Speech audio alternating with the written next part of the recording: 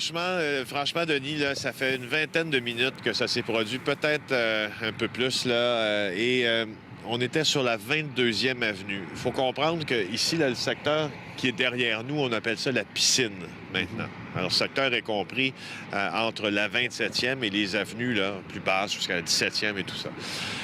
Il y a un homme qui a été amené par bateau avec les pompiers pour aller constater l'état de sa résidence. Alors, il a constaté qu'il a tout perdu. Nous, quand on a revu cet homme-là, on le ramenait, si vous voulez, au rivage, enfin, qui est la rue Louise maintenant. Et là, tout près de la rue Louise, quand il est arrivé, il est allé tout à côté d'une voiture et il s'est effondré.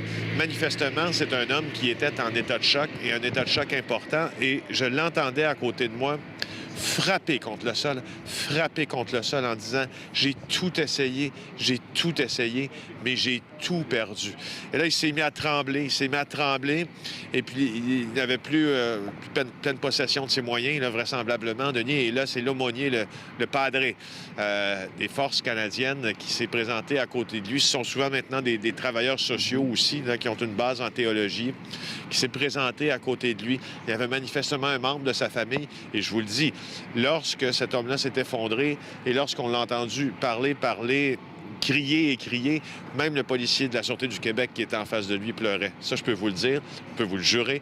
On les a vus, je les ai vus de mes yeux vus.